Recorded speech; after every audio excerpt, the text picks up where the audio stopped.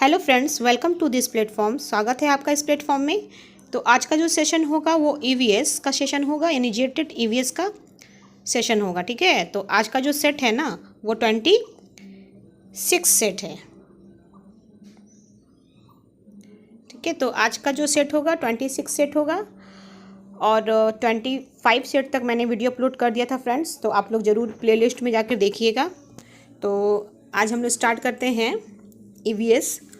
तो ईवीएस का आज का पहला क्वेश्चन है, नीचे दिए गए सभी जानवरों में निम्नलिखित में से कौन सी विशेषताएं पाई जाती हैं? छिपकली, गौरैया, कछुआ, सांप। ठीक है, which features is found in all the given animals? Lizard, sparrow, turtle, snake. ये अंडे देते हैं, ये जहरीले होते हैं, ये भूमि एवं जल दोनों में रह सकते हैं, इसके शरीर सल्क से ढके होते हैं। ठीक है, तो इसका राइट आंसर जो होगा वो आपका ऑप्शन नंबर ए होगा। देखिए ए कैसे होगा, यहाँ पे जो दिया हुआ है विशेषता पाई जाती है, कौन सी विशेषता? तो देखिए छिपकली, गौरैया, कछुआ, सांप। छिपकली भी एग ले करती है, गौरैया भी अंडे देती है, ठीक है, कछुआ भी अंडे देते हैं, सांप भी अंडे देते हैं। तो ये विशेषता बोला है, तो ये अंडे देते हैं। लेकिन अगर हम जहरीला के बारे में बात करेंगे, पॉइजनस के बारे में, तो छिपकली, गौरैया, कछुआ, सांप में सांप पॉइजनस होता है ज़्यादा। ठीक है, जैसे कि कुछ में ये भूमि में रह सकते हैं, जल में रह सकते हैं, जैसे गौरैया ये जल में नहीं रह सकती है। ठीक है, और देखिए इसमें सल्क से ढके होते हैं, तो सल्क जो स्केल होता है ना वो सभी में तो नहीं होता है, सल्क सांप में होता है, स्नेक में। ठीक है, गौरैया में नहीं होता है, कछुआ में नहीं होता है। तो इसीलिए यहाँ पे ऑप्शन को देखते हुए जो विशेषता पाई गई है वो होगा ऑप्शन नंबर ए, यानी कि ये सभी जो होते हैं ना वो ओवीपेरस होते हैं। ओवीपेरस, ओवीपेरस, ओवीपेरस मतलब अंडे देने वाले जानवर, मतलब जो एग ले करते हैं उसी को हम लोग ओवीपेरस कहते हैं। ये याद रखिएगा फ्रेंड्स। ठीक है, अब अगला क्वेश्चन है, प्राथमिक स्तर पर पर्यावरण अध्ययन के शिक्षण में कहानियाँ और कविताओं का प्रभावी ढंग से उपयोग किया जा सकता है। पर्यावरण अध्ययन में इनकी उपयोग का मुख्य उद्देश्य है। Stories and poems can be use effectively in teaching environmental studies at the primary level. The main object of using them in environmental studies is कक्षा की विविधता की पूर्ति, सीखने के लिए संदर्भगत वातावरण प्रदान करना, पाठों को आनंददायक बनाना, भाषिक कौशलों को बढ़ावा देना। तो इसका राइट आंसर जो होगा वो ऑप्शन नंबर बी होगा, सीखने के संदर्भगत वातावरण प्रदान करना। देखिए यहाँ बोला गया है प्राथमिक स्तर पर कहानी और कविताएं बच्चों को किसी भी विषय वस्तु से जुड़ने, यानी कि उसके जुड़ने, ठीक है, कल्पना करने और एक स्वाभाविक एवं प्रासंगिक वातावरण में सीखने का क्या करता है, अवसर प्रदान करता है। इसलिए ऑप्शन नंबर बी जो बिल्कुल राइट आंसर है। अगला प्रश्न है, एक प्राथमिक स्तर की अध्यापिका जलाभाव के विषय में अपनी कक्षा 4 के बच्चों को प्रभावपूर्ण तरीके से किस प्रकार आंकेगी? How will a primary level teacher assess her class 4 childrens effectively on the topic of water scarcity? बच्चों को जल संरक्षण पर नारे लिखने के लिए कहकर या उपरोक्त विषय पर एक लिखित परीक्षा का आयोजन करके यह पता करके कि उन्होंने अपने दैनिक जीवन में जल की बचत कैसे प्रारंभ की, या जल संरक्षण पर पोस्टर बनाने की गतिविधि का आयोजन करके? इसका राइट आंसर जो होगा वो ऑप्शन नंबर सी होगा, यह पता करके कि उन्होंने अपने दैनिक जीवन में जल की बचत कैसे प्रारंभ की। देखिए बच्चों के आकलन का सबसे प्रभावी तरीका यह देखना होता है ना कि उन्होंने सीखे हुए ज्ञान को अपने वास्तविक जीवन और व्यवहार में कैसे उतारा है। दैनिक जीवन में जल का बचत केवल नारे लिखना, परीक्षा लेना या पोस्टर बनवाना, केवल रटना, ये आकलन करता है कि व्यवहारिक समझ नहीं है। ठीक है, इसलिए ऑप्शन नंबर सी जो बिल्कुल राइट आंसर है। अगला प्रश्न होगा, हमारे देश के नीचे दिए गए किस भाग में खाने की चीज़ें जैसे टेपियोका और नारियल को लोग अपने घर के आंगन में उगाते हैं और उन्हें इनसे बने खाने का स्वाद बहुत अच्छा लगता है? In which of the following parts of our country do people grow food items like tapioca and coconut in their home? ठीक है, corridors and find the taste of food made from them very delicious? Assam, Goa, Kerala या आंध्र प्रदेश? इसका right answer जो होगा आपका वो केरल होगा। ठीक है, देखिए ऑप्शन नंबर सी यानी केरल। देखिए केरल कैसे होगा, केरल में टेपियोका, जो केरल में टेपियोका जो होता है ना, टेपियोका, इसको और एक नाम से जानते हैं, इसको कहा जाता है कप्पा। कप्पा याद रखिएगा, कप्पा बोल करके परीक्षा में भी आता है, इसको कप्पा बोला जाता है। और नारियल प्रचुर मात्रा में उगाए जाते हैं। और क्या उगाया जाता है? नारियल प्रचुर मात्रा में केरल में उगाया जाता है, ठीक है। और वहाँ के लोगों में खान पान का एक मुख्य हिस्सा होता है ये टेपियोका और नारियल, ठीक है। इसलिए ऑप्शन नंबर सी जो बिल्कुल राइट आंसर है। अगला प्रश्न है, कक्षा 5 के शिक्षार्थियों में जिज्ञासा जागृत करने का निम्न में से सबसे प्रभावी तरीका है। Which of the following is most effective way to awake curiosity in class 5 learners. लिखित कार्य में उन्हें अधिक अभ्यास देना, या अक्सर इकाई परीक्षणों का आयोजन करके, या गहन जांच परख और कल्पना परख प्रश्न पूछकर, अधिक हस्तपरक अनुभव प्रदान करके। तो इसका राइट आंसर जो होगा वो ऑप्शन नंबर आपका सी होगा, गहन जांच परख और कल्पना परख प्रश्न पूछना। देखिए, बच्चों में वैज्ञानिक सोच और जिज्ञासा जगाने के लिए क्या करना होता है? ऐसे प्रश्न पूछें, सबसे प्रभावी होता है जो उन्हें गहराई से सोचने, जो क्या गहराई से सोचने, उसके बाद क्या करने, अन्वेषण करने और कल्पना करने को क्या करता है? प्रेरित करता है। इसलिए ऑप्शन नंबर सी जो बिल्कुल राइट आंसर है। अगला प्रश्न है, इनमें से किस फसल का ज्ञान वैदिक काल के लोगों को नहीं था? विच of the following crops was not known the people of the वैदिक पीरियड। जौ, गेहूँ, चावल, ये तंबाकू। इसका राइट आंसर होगा ऑप्शन नंबर डी, तंबाकू। देखिए, वैदिक काल के लोगों को जौ जो होता है ना, जौ को यो कहते थे, और गेहूं को गोधूम कहते थे, ठीक है। और चावल को व्रीहि कहते थे, ठीक है, का ज्ञान था। लेकिन तंबाकू का ज्ञान उन्हें नहीं था, इसका ज्ञान उसको नहीं था। तंबाकू भारत में पुर्तगालियों द्वारा बाद में लाया गया था। तंबाकू को कौन लाया था? पुर्तगाली लोग क्या लाए थे? भारत में लाए थे, ठीक है। वो बाद में आया था, ये बाद में आया था। इसलिए वैदिक काल में लोगों को तंबाकू के बारे में पता नहीं था, लेकिन जौ, गेहूं, चावल के बारे में पता था, क्योंकि वो लोग जौ को यानी यौ के नाम से जानते थे, गेहूं को गोधूम बोलते थे, चावल को व्रीहि बोलते थे, लेकिन तंबाकू के बारे में जानकारी नहीं थी। इसलिए ऑप्शन नंबर डी जो बिल्कुल राइट आंसर है। अगला प्रश्न है, कुछ जानवर रात को जागते हैं। ये जानवर हर चीज़ को जिन रंगों में देखते हैं वे हैं। Some animals wake up at night, the colours in which this animals see things are. काला और सफ़ेद, लाल और संतरी, बैगनी और नीला, हरा और पीला। इसका राइट आंसर जो होगा वो ऑप्शन नंबर ए होगा, काला और सफ़ेद, ब्लैक एंड वाइट। देखिए, विज्ञान के अनुसार जो जानवर रात में जागते हैं निशाचर जानवर होता है, माने जो रात में जागते हैं, जो रात को जागते हैं उसको क्या कहा जाता है? निशाचर, ठीक है। वे वस्तु को केवल काले और सफ़ेद रंगों में ही देख पाते हैं। वे बस वस्तु किस में देख पाते हैं? काले और सफ़ेद रंगों में ही देख पाते हैं, यानी ब्लैक एंड वाइट रंग में ही देख पाते हैं। इसलिए ऑप्शन नंबर ए जो बिल्कुल राइट आंसर है। अगला प्रश्न है, जीवाणुओं के वर्गीकरण के अध्ययन को डैश कहा जाता है। The study of classification of bacteria is called dash. Serpentology, virology, taxonomy या फिजियोलॉजी। तो इसका राइट आंसर होगा ऑप्शन नंबर सी, टैक्सोनॉमी। देखिए, यहाँ पे जो जीवो होते हैं यानी कि बैक्टीरिया सहित जितने भी जीव, जैसे कि जीव बैक्टीरिया सहित के वर्गीकरण, नामांकन और पहचान के विज्ञान को वर्गीकरण, ठीक है, नामांकन और पहचान, ठीक है, इसके विज्ञान को क्या कहा जाता है? टैक्सोनॉमी कहा जाता है, यानी कि वर्गीकी कहा जाता है। टैक्सोनॉमी को हम लोग क्या कहते हैं? वर्गीकी भी कहते हैं, ठीक है, वर्गीकी भी कहते हैं। इसलिए ऑप्शन नंबर सी जो बिल्कुल राइट आंसर है। अगला प्रश्न है, आरएनए का प्राथमिक कार्य होता है। The primary function of RNA is प्रकाश संश्लेषण, प्रोटीन संश्लेषण, प्रतिकृति बनाना या अनुवाद करना। इसका राइट आंसर होगा ऑप्शन नंबर बी, प्रोटीन संश्लेषण, यानी कि प्रोटीन सिंथेसिस। देखिए, राइबोसोम जो होता है ना, राइबोसोम्स और अनुवांशिक कूट के आधार पर कोशिकाओं में प्रोटीन का निर्माण जो होता है ना, प्रोटीन सिंथेसिस, ये आरएनए का काम होता है, ठीक है। यानी कि आरएनए जो काम करता है वो प्रोटीन का निर्माण करता है, प्रोटीन का संश्लेषण करता है। इसलिए ऑप्शन नंबर बी जो बिल्कुल राइट आंसर है।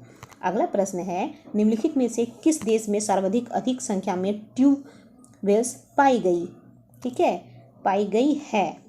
In which of following countries is the highest number of tubewells found. Bharat, Saudi Arab, America, चीन। तो इसका राइट आंसर हो ऑप्शन नंबर ए, भारत यानी इंडिया। देखिए, कृषि और भूजल सिंचाई के मामले में भारत में दुनिया में सबसे अधिक संख्या में नलकूप यानी ट्यूबवेल्स पाया जाता है। कृषि और भूजल यानी कि कृषि और भूजल सिंचाई अगर देखा जाए तो इसके मामले में भारत में जो दुनिया में सबसे अधिक संख्या में क्या पाया जाता है, ट्यूबवेल्स।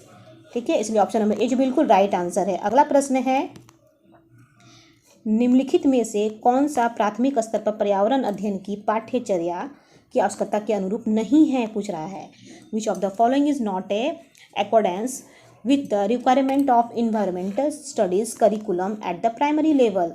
उसे शिक्षार्थियों के मानसिक स्तर के अनुकूलन होना चाहिए या उसे काम की दुनिया में प्रवेश के लिए शिक्षार्थियों को ज्ञान और कौशल से लैस करना चाहिए, उसे विद्यार्थियों में पर्यावरण के सरोकार को उत्पन्न करना चाहिए या उसे शिक्षार्थियों को उन पद्धतियों और प्रक्रियाओं को अर्जित करने में शामिल रखना चाहिए जो नए ज्ञान को उत्पन्न करने में आगे ले जाएगी। जो ऑप्शन नंबर होगा वो बी होगा। उसे काम की दुनिया में प्रवेश के लिए शिक्षार्थियों को ज्ञान और कौशल से लैस करना चाहिए। देखिए कैसे, प्राइमरी स्तर यानी प्राइमरी लेवल पर पर्यावरण अध्ययन का उद्देश्य बच्चों को व्यावसायिक दुनिया यानी कि बच्चों को व्यावसायिक दुनिया, ठीक है, में प्रवेश के लिए तैयार करना नहीं, बल्कि उन्हें पर्यावरण के प्रति संवेदनशीलता, ये नहीं, ठीक है, किसके प्रति, पर्यावरण के प्रति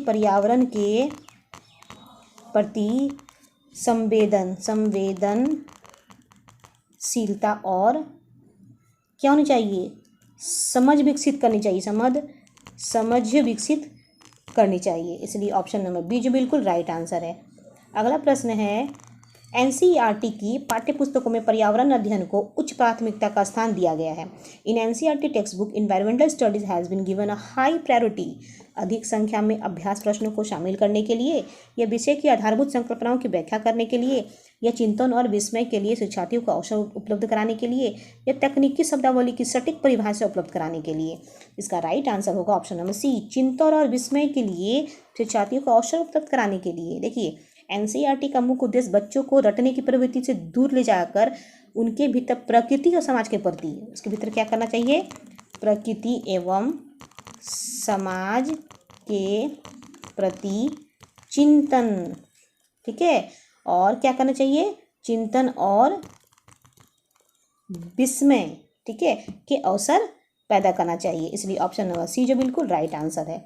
अगला प्रश्न है, सोनम प्रत्येक पाठ को रटकर तुरंत सीख लेती है, जबकि रिया चर्चा एवं ब्रेनस्टॉर्मिंग यानी मस्तिष्क उद्दोलन के प्रतिवाद प्रत्येक पाठ को समझती है। यह डैश के विकासात्मक सिद्धांत की ओर संकेत करता है। Sonam learns every lesson immediately by rote, whereas Riya understands every lesson after discussion and brainstorming. This point to the developmental principle of dash. अंतर संबंध, व्यक्तित्व भिन्नताओं, समान से विशिष्ट की और निरंतरता। इसका राइट आंसर है ऑप्शन नंबर बी, व्यक्तित्व भिन्नता, इंडिविजुअल डिफरेंसेस। देखिए, हर बच्चा अलग गति और अलग तरीके से सीखता है, कोई रटकर तो कोई समझकर। इसे मनोविज्ञान का क्या कहा जाता है, व्यक्तित्व भिन्नता कहा जाता है, ठीक है, व्यक्तित्व भिन्नता सिद्धांत कहा जाता है, ठीक है, सिद्धांत कहा जाता है। इसलिए ऑप्शन बी नंबर है जो राइट आंसर है। अगला प्रश्न है, सहयोगात्मक अधिगम में पुराने एवं अधिक दक्ष विद्यार्थी छोटे एवं कम कुशल विद्यार्थियों का आकलन करते हैं, इसका परिणाम है।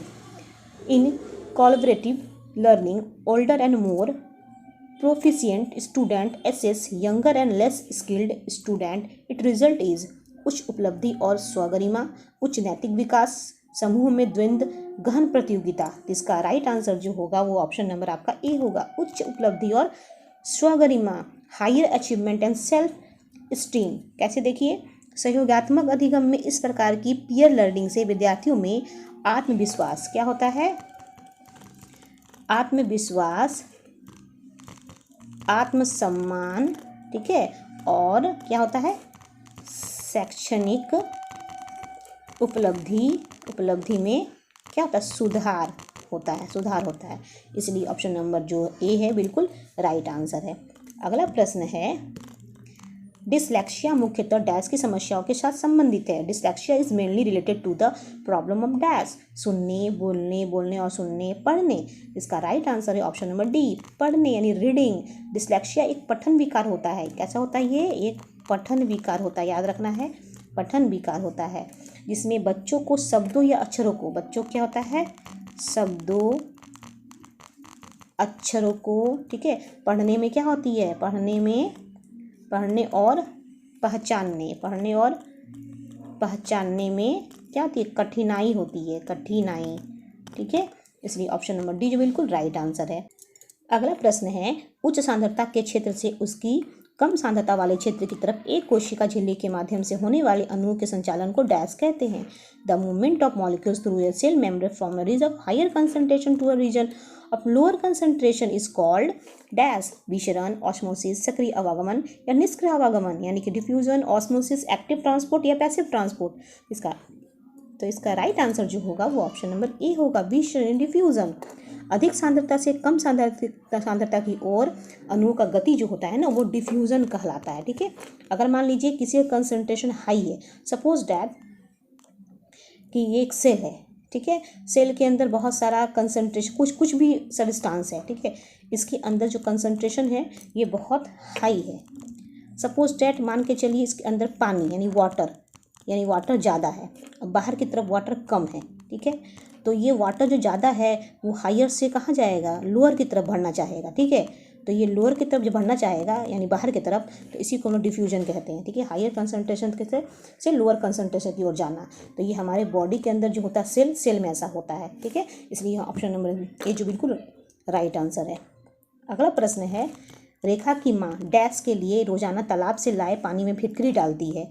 Rekha's mother add alum to the water brought from a pond daily for dash, कठोर जल को मृदु जल में परिवर्तित करके, या पानी में मौजूद रोगाणु को खत्म करके, या पानी को रंग रहित करके, या हल्के निलंबित अपद्रव्यों को अवसादित करके। इसका राइट आंसर होगा ऑप्शन नंबर डी, हल्के निलंबित अपद्रव्यों को अवसादित करने, ठीक है। सेडिमेंटिंग लाइट सस्पेंडेड इम्प्यूरिटीज। इसका राइट आंसर होगा ऑप्शन नंबर डी। देखिए कैसे, पानी में फिटकरी यानी एलम मिलाने से पानी में मौजूद हल्के निलंबित गंदे कण यानी सस्पेंडेड जो इम्प्यूरिटीज़ होता है ना, वो भारी होकर नीचे बैठ जाता है, जो यहाँ नीचे बैठ जाएगा सेडिमेंट में, ठीक है। जिससे पानी क्या होता है, ऊपर की तरफ जो पानी होगा ये वाला पार्ट, ये पानी साफ रहेगा और नीचे सेडिमेंट बैठ जाएगा। इसलिए ऑप्शन नंबर डी जो बिल्कुल राइट आंसर है। अगला प्रश्न है, खाद्य श्रृंखला की संकल्पना को पढ़ाने में विद्यार्थियों की अधिकतम भागीदारी के लिए निम्नलिखित में से कौन सी शिक्षण व्यू रचना सबसे प्रभावी होगी? विच of the following teaching strategies will be most effective for maximum student participation in teaching the concept of food chain. जीवों के प्ले कार्ड्स बनाना और विद्यार्थी समूह को विभिन्न खाद्य श्रृंखला को सोचते हुए उन्हें व्यवस्थित करने के लिए कहना, या विभिन्न आवास में चलने वाली संभावित खाद्य श्रृंखलाओं की खोज करने के लिए विद्यार्थियों को कहना, या विद्यार्थियों को इंटरनेट से संबंधित जानकारी एकत्रित करने के लिए कहना, या सैमपट पर लिखी विभिन्न खाद्य श्रृंखलाओं के सभी उदाहरणों को देखकर लिखने के लिए कहें, विद्यार्थियों से कहना। तो इसका राइट आंसर जो होगा वो ऑप्शन नंबर आपका ए होगा, जीवों के प्ले कार्ड्स बनाना और विद्यार्थियों के समूह को विभिन्न खाद्य श्रृंखलाओं को सोचते हुए उन्हें व्यवस्थित करने के लिए कहना। देखिए यह एक क्या होता है ना, ये एक हस्तपरक और सक्रिय गतिविधि होती है, ठीक है, जिसमें छात्र खुद प्ले कार्ड्स को व्यवस्थित करके खाद्य श्रृंखला का निर्माण करेंगे, जिससे उनकी क्या होगी, अधिकतम भागीदारी सुनिश्चित रहेगी। इसलिए ऑप्शन नंबर ए जो बिल्कुल राइट आंसर है। अगला प्रश्न है, पर्यावरण अध्ययन की कक्षा में सरल प्रयोग और निदर्शन किए जा सकते हैं। Simple experiment and demonstration can be done and environmental studies class. बच्चों को स्वयं सीखने के योग्य बनाने और अवलोकन कौशलों को पैना करने के लिए, या उच्च कक्षाओं में क्या किया जाता है उसका अनुकरण करने के लिए, या बच्चों द्वारा पूछे गए प्रश्नों पर आधारित विचारों पर चर्चा करने, अवलोकन को दर्ज करने तथा उनका विश्लेषण करने के लिए, या कक्षा में अनुशासन के सुनिश्चित करने हेतु बच्चों को नियंत्रित करने के लिए। इसका राइट आंसर जो होगा वो ऑप्शन नंबर आपका ए होगा, बच्चों को स्वयं सीखने के योग्य बनाने और अवलोकन कौशलों को पैना करने के लिए। देखिए प्रयोगों और प्रदर्शन जो होता है ना, वो मुख्य उद्देश्य होता है। प्रयोग यानी कि प्रयोग जो होता है ना, प्रयोग प्रदर्शन, ये क्या होता है, मुख्य उद्देश्य होता है बच्चों में अवलोकन का, ऑब्जर्वेशन, ठीक है। इससे क्या ऑब्जर्वेशन क्षमता जो होता है ना बच्चों में, वो विकास होगा उसका, और उन्हें खुद करके सीखने के लिए प्रेरित करता है। इसलिए ऑप्शन नंबर ए जो बिल्कुल राइट आंसर है। अगला प्रश्न है, दत्त कार्य के लिए के संबंध में निम्नलिखित में से कौन सा कथन सही है? Which of the following statement is correct regarding homework assignment? ठीक है, प्रतिदिन विविधता और अभ्यास कराने के लिए कक्षा कार्य और फिर गृह कार्य के रूप में दत्त कार्य देने की आवश्यकता है। यह दत्त कार्य आकलन का एकमात्र तरीका है। यह दत्त कार्य बच्चों को सूचना खोजने, अपने विचारों का निर्माण करने और उन्हें उच्चारित करने का अवसर प्रदान करना। यह दत्त कार्य अभिभावकों, भाइयों या बहनों द्वारा अपनी क्षमताओं के अनुसार किया जाता है। तो इसका राइट आंसर जो होगा वो ऑप्शन नंबर सी होगा। दत्त कार्य बच्चों को सूचना खोजने, अपने विचारों का निर्माण करने और उन्हें उच्चारित करने का अवसर प्रदान करता है, यानी पॉजिटिव। ठीक है, देखिए कैसे, देखिए यहाँ बताया गया है कि जो गृह कार्य होता है ना, गृह कार्य दत्त कार्य, उसी को हम लोग दत्त कार्य भी कहते हैं, असाइनमेंट भी कहते हैं। उसका मुख्य उद्देश्य बच्चों को स्वतंत्र रूप से सीखने के लिए होता है, जानकारी ढूंढने के लिए होता है और अपने विचारों को विकसित करने का अवसर मिलता है उसे। इसलिए ऑप्शन नंबर सी जो बिल्कुल राइट आंसर है। अगला प्रश्न है, मानचित्र पढ़ने के लिए आवश्यक कौशल में शामिल है। The skill required to map reading include drawing और पेंटिंग में विलक्षण कुशलता, ग्लोब पर स्थिति दर्शाने के लिए स्केच और गणनाओं का उपयोग, अभिव्यक्तात्मक योग्यताओं को बाहर निकालने के लिए विलक्षण संप्रेषण कौशल, या स्थान, दूरी और दिशाओं की सापेक्ष स्थिति में समझने की योग्यता। इसकी right answer option number D, स्थान, दूरी और दिशाओं की सापेक्ष स्थिति को समझने की योग्यता। एक अच्छा मानचित्र पढ़ने के लिए मुख्य रूप से डायरेक्शंस, ठीक है, और डिस्टेंस और स्थानों के बीच की सापेक्ष स्थिति यानी कि रिलेटिव पोजीशन का क्या होना चाहिए, ज्ञान होना सबसे आवश्यक होता है। इसलिए ऑप्शन नंबर डी जो बिल्कुल राइट आंसर है। अगला प्रश्न है, सीखने की प्रक्रिया में अभिप्रेरणा यानी कि motivation in the learning process शिक्षार्थियों की स्मृति को पैना करती है, या नए अधिगम को पूर्ण अधिगम से अलग करती है, या शिक्षार्थियों को एक दिशा में चिंतन करने योग्य बनाती है, या छोटे शिक्षार्थियों में सीखने के लिए रुचि पैदा करती है। इसका राइट आंसर होगा ऑप्शन नंबर डी, छोटे शिक्षार्थियों में सीखने के लिए रुचि पैदा करती है। ठीक है, कैसे, देखिए, अभिप्रेरणा मतलब मोटिवेशन, विद्यार्थियों के भीतर किसी नए ज्ञान को सीखने का जिज्ञासा और आंतरिक रुचि ने इंटरेस्ट जगाने का काम करती है। इसलिए ऑप्शन नंबर डी बिल्कुल राइट आंसर है। अगला प्रश्न है, एक पर्यावरण अध्ययन की कक्षा के लिए सर्वाधिक उपयुक्त शिक्षा शास्त्रीय पद्धति होनी चाहिए। केवल प्रयोगों के आधारित, केवल व्याख्यानों पर आधारित, या परीक्षा उन्मुखी, या भागीदारिता परक एवं चर्चा उन्मुखी। इसका राइट आंसर जो होगा ऑप्शन नंबर डी होगा, भागीदारिता परक एवं चर्चामुखी। यानी देखिए कैसे, पर्यावरण अध्ययन बच्चों के परिवेश से जुड़ा होता है, इसलिए इससे बच्चों की सक्रिय भागीदारी यानी पार्टिसिपेशन और विचारों का चर्चा, डिस्कशन सबसे उत्तम क्या है, पद्धति है। इसलिए ऑप्शन नंबर जो डी है बिल्कुल राइट आंसर है। ठीक है, देखिए अगला प्रश्न है, निम्नलिखित में से उसे चुनिए जो अपनी मादा की पहचान उसकी गंध की कई किलोमीटर दूर से ही कर लेता है।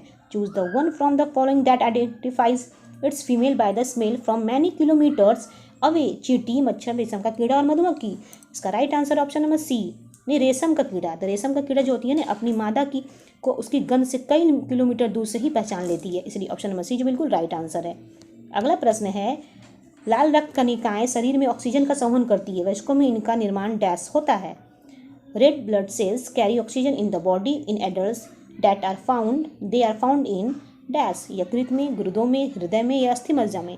इसका राइट आंसर होगा ऑप्शन नंबर डी, अस्थि मज्जा यानी इन द बोन मेरो। देखिए, वयस्क मनुष्यों में लाल रक्त कोशिकाएं यानी आरबीसी का निर्माण बोन मेरो यानी अस्थि मज्जा में होता है। इसलिए ऑप्शन नंबर डी जो बिल्कुल राइट आंसर है। अगला प्रश्न है, संक्रमण के दौरान डैश की संख्या में वृद्धि होती है। During infection the number of dash increase. ठीक है, एरिथ्रोसाइट्स, ल्यूकोसाइट्स, प्लेटलेट्स, हीमोग्लोबिन।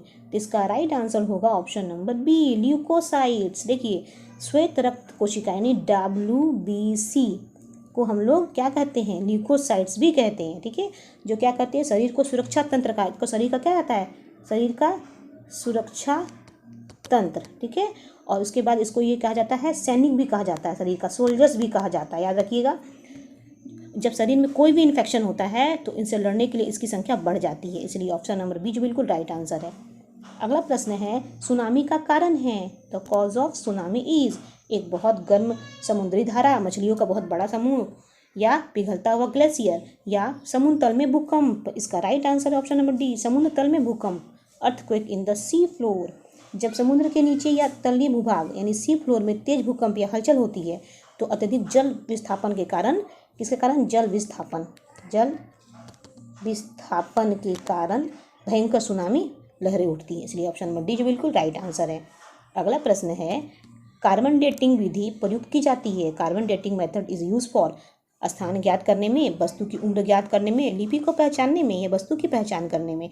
इसका राइट आंसर है ऑप्शन नंबर बी, वस्तु की उम्र ज्ञात करने में, in determining the age of an object. देखिए कार्बन डेटिंग यानी इसको C14 भी कहते हैं, ठीक है, जो होता है ना, एक ऐसी तकनीक होती है जिसका उपयोग प्राचीन जीवाश्म, क्या, प्राचीन जीवाश्म, ठीक है, चट्टान और क्या किस में क्या आता है, ऐतिहासिक वस्तुओं की आयु, ठीक है, यानी उम्र पता लगाने के लिए किया जाता है। इसलिए ऑप्शन नंबर बी जो बिल्कुल राइट आंसर है। अगला प्रश्न है, उत्तर प्रदेश का निम्नलिखित में से कौन सा नगर राष्ट्रीय राजमार्ग 2 द्वारा नहीं जोड़ा जाता है? Which of the following cities of Uttar Pradesh is not connected by national highway 2? Agra, Allahabad, Lucknow या वाराणसी? इसका राइट आंसर होगा ऑप्शन नंबर सी, लखनऊ, ठीक है। कैसे, देखिए पुराना नेशनल हाईवे NH2 जो होता है ना, NH2 दिल्ली से कोलकाता के बीच, दिल्ली से कोलकाता, ठीक है, के बीच है, जो उत्तर प्रदेश के आगरा, जो उत्तर प्रदेश किस में, आगरा, कानपुर, इलाहाबाद यानी प्रयागराज, वाराणसी आदि से गुजरता है, ठीक है। लेकिन लखनऊ इससे सीधे नहीं जुड़ता, लखनऊ जो होता है ना वो सीधा नहीं जुड़ता है। यह जो होता है लखनऊ जो होता है ना वो NH25 या अन्य मार्गों से संबंधित है। इसलिए ऑप्शन नंबर सी जो बिल्कुल राइट आंसर है। अगला प्रश्न है और लास्ट प्रश्न, यमुना एक्सप्रेस वे किन के बीच है? Yamuna expressway is between which places? Noida, greater Noida, Agra greater Noida या आगरा लखनऊ या आगरा इलाहाबाद? इसका राइट आंसर होगा option number B, Agra greater Noida. देखिए यमुना एक्सप्रेस वे जो होता है लगभग 165 किलोमीटर लंबा 6 लेन एक्सप्रेस वे है। क्या है? 6 लेन एक्सप्रेस वे है जो ग्रेटर नोएडा को आगरा से जोड़ता है। इसलिए ऑप्शन नंबर बी जो बिल्कुल राइट आंसर है। तो फ्रेंड्स आज का सेशन ये समाप्त होता है, ठीक है। तो आज के लिए इतना ही। Thank you so much and take care.